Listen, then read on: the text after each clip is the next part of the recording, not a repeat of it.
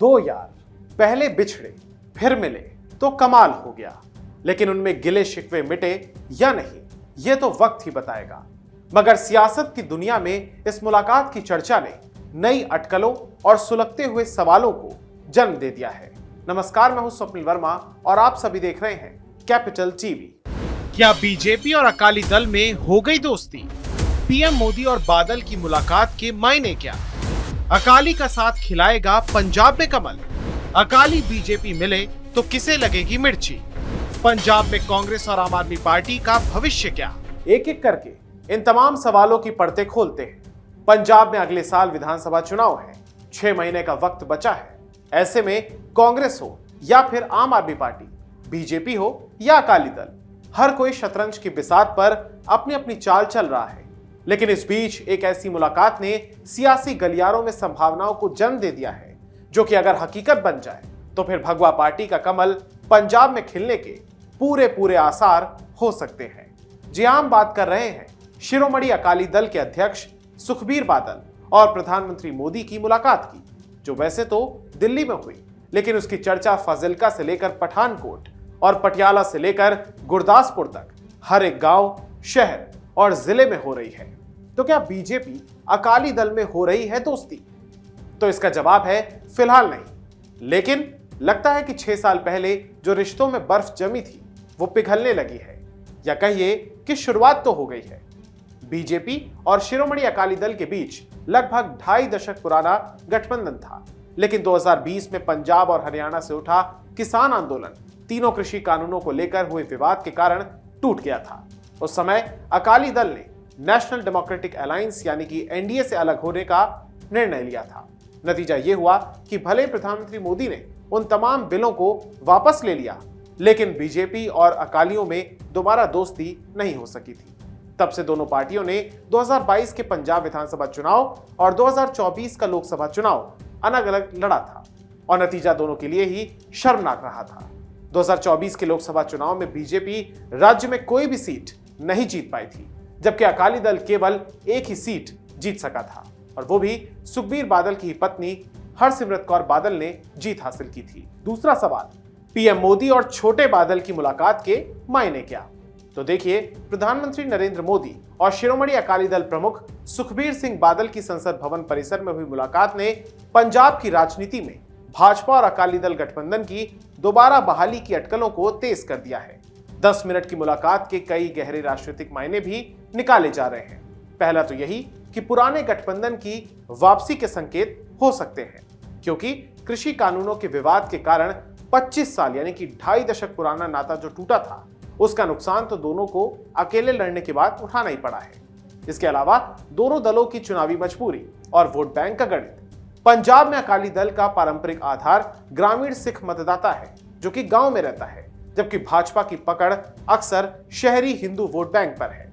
दोनों के अलग होने से यह समीकरण बिखर गया था, इसलिए इस गठबंधन की सफलता ज्यादा है, नाकामियां कम।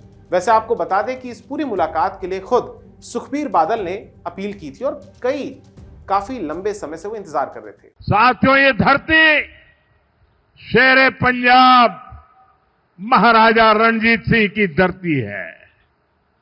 महाराजा रणजीत सिंह के शासन में खुशहाली भी थी, सुरक्षा की गारंटी भी थी और समाज में सद्भाव भी था।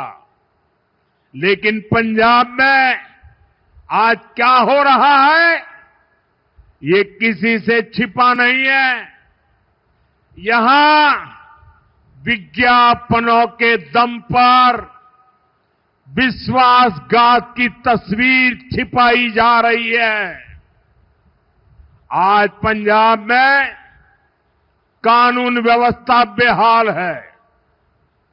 कब कहां गैंगवॉर हो जाए, किस दिशा से गोलियां चलने लगे, कोई कह नहीं सकता। यहां व्यापार कारोबार करना मुश्किल हो गया है। सरेआम लोगों से फिरौती मांगी जा रही है। तीसरा सवाल, क्या अकाली का साथ खिलाएगा पंजाब में कमल? भले ही प्रधानमंत्री मोदी ने सिख धर्म और सिख समाज के लिए अपने 12 साल के कार्यकाल के दौरान बहुत कुछ किया, लेकिन पंजाब ने कभी उन्हें जनाधार नहीं दिया, स्वीकार नहीं किया, या यूं कहिए कि प्रचंड मोदी लहर में भी पंजाब का किला बीजेपी कभी भेद नहीं पाई, सफलता नहीं मिली उसे। पहले पंजाब की 117 विधानसभा सीटों में से भाजपा सिर्फ 23 सीटों पर चुनाव लड़ती थी, यानी कि जूनियर पार्टनर की तरह। लेकिन हालिया चुनाव में अकेले लड़कर भाजपा ने अपना वोट शेयर बढ़ाया है। ऐसे में अब अगर गठबंधन होता है तो भाजपा ज्यादा सीटों की मांग करेगी और दोनों दल नए सीट शेयरिंग फॉर्मूले पर मंथन कर सकते हैं। लेकिन एक बात तो तय है कि अकालियों के साथ बीजेपी को पंजाब के ग्रामीण इलाकों में मजबूत पकड़ या प्रवेश दिला सकता है। पिछले 2 साल से भाजपा पंजाब में अकेले ही पैर पसार रही है और उसके नेता सभी 117 सीटों पर तैयारी कर रहे हैं। ऐसे में गठबंधन होने से कई भाजपा नेताओं के टिकट भी कट सकते हैं और उनके अरमानों पर पानी फिर सकता है। मसलन वो नेता जो कि कांग्रेस पार्टी से या फिर आम आदमी पार्टी छोड़कर बीजेपी में शामिल हुए हैं। चौथा सवाल, अकाली बीजेपी मिले तो किसे लगेगी मिर्ची? अगर शिरोमणि अकाली दल और भाजपा का गठबंधन दोबारा होता है तो पंजाब की राजनीति में सबसे ज्यादा मिर्ची या झटका कह लीजिए आम आदमी पार्टी को ही लगेगा, क्योंकि वर्तमान में पंजाब की सत्ता पर काबिज आपको विपक्ष के बिखरे हुए वोटों का सीधा सीधा फायदा मिलता रहा है। इसके बाद जो दूसरा सबसे ज्यादा सदमे में आ सकता है वो है कांग्रेस, क्योंकि अकाली दल और भाजपा के अलग होने से कांग्रेस खुद को पंजाब में एकमात्र विपक्षी दल, मुख्य विपक्षी दल मानकर चल रही है। अकाली और भाजपा गठबंधन बनते ही कांग्रेस का पारंपरिक वोट बैंक, यानी कि जो विशेष तौर पर शहरी और दलित मतदाता का है, इस नए विकल्प की ओर खिसक सकता है। आखिरी सवाल, पंजाब में कांग्रेस और आम आदमी पार्टी का भविष्य क्या? पहले आम आदमी पार्टी की बात करें तो उसके सामने सत्ता बचाने की सबसे बड़ी चुनौती है, क्योंकि बीते 4.5 साल में सतलुज और ब्यास पे काफी पानी बह गया है। 2022 में 92 सीटें जीतकर प्रचंड बहुमत के साथ सत्ता में आई आम आदमी पार्टी के लिए आगामी समय काफी चुनौतीपूर्ण दिख रहा है। मुख्यमंत्री भगवंत मान की सरकार को कानून व्यवस्था, प्रशासनिक विवादों और वादों को पूरा न कर पाने के कारण इन तमाम आरोपों की वजह से जनता के बीच खासी नाराजगी का सामना करना पड़ रहा है। विपक्षी दल आम आदमी पार्टी को लगातार घेर रहे हैं। वहीं आम आदमी पार्टी दावा कर रही है कि जनता भगवंत मान को दोबारा मुख्यमंत्री बनाएगी, लेकिन जमीन पर पार्टी को अपनी विश्वसनीयता बचाए रखने के लिए कड़ा संघर्ष करना होगा। अब बात करते हैं कांग्रेस पार्टी की, तो कांग्रेस का भविष्य इस समय गंभीर आंतरिक कलह और 2027 के विधानसभा चुनाव से पहले बदल रहे राजनीतिक समीकरणों पर निर्भर है। राष्ट्रीय स्तर पर बीजेपी के खिलाफ दिखने वाले दोनों दल पंजाब में एक दूसरे के खिलाफ कड़ा मुकाबला कर रहे हैं। कांग्रेस में ही कई धड़े हैं, मसलन प्रताप सिंह बाजवा का गुट, पूर्व मुख्यमंत्री चरणजीत सिंह चन्नी का गुट, जिसकी एक और गुट यानी कि बात की जाती है वो है प्रदेश अध्यक्ष राजा वड़िंग। उनकी बनती नहीं है उनसे। वैसे एक गुट रंधावा का भी माना जाता है। कांग्रेस को याद रखना चाहिए कि ऐसी गुटबाजियों ने उसे राजस्थान, छत्तीसगढ़ और मध्य प्रदेश का चुनाव हरवाया था। वैसे स्थिति तो कर्नाटक और हिमाचल में भी ठीक नहीं है फिलहाल। पंजाब में भी तो हाशिए पर धकेले गए कैप्टन अमरिंदर सिंह को राहुल गांधी एंड कंपनी ने ही गंवा दिया था। अमरिंदर सिंह, राजा वड़िंग और चन्नी के गुटों के बीच लड़ाई अब सड़कों और पार्टी बैठकों में खुलकर सामने आ चुकी है, जिसका हालिया उदाहरण पार्टी के पंजाब प्रभारी भूपेश बघेल की मौजूदगी में कई जिलों में हिंसक झड़पों और नारेबाजी के तौर पर देखा गया था। अब हम आपको सुनवाते हैं जब प्रधानमंत्री मोदी हाल ही में जालंधर गए थे, तब उन्होंने आम आदमी पार्टी पर निशाना साधते हुए क्या कुछ कहा था। जनता की सेवा का काम साफ नियत से होता है, ईमानदारी की भावना से होता है, लेकिन आज जो पार्टी पंजाब में सरकार में है उसकी ना नियत साफ है और ना ही वो ईमानदार है। उसकी पहचान ही कट्टर बेईमान पार्टी की है। साथियों, केंद्र सरकार अपनी तरफ से हर संभव प्रयास कर रही है कि पंजाब की जनता को केंद्र की हर स्कीम का लाभ मिले, लेकिन कट्टर बेईमान पार्टी की सरकार में यहां लूट का खुला खेल चल रहा है।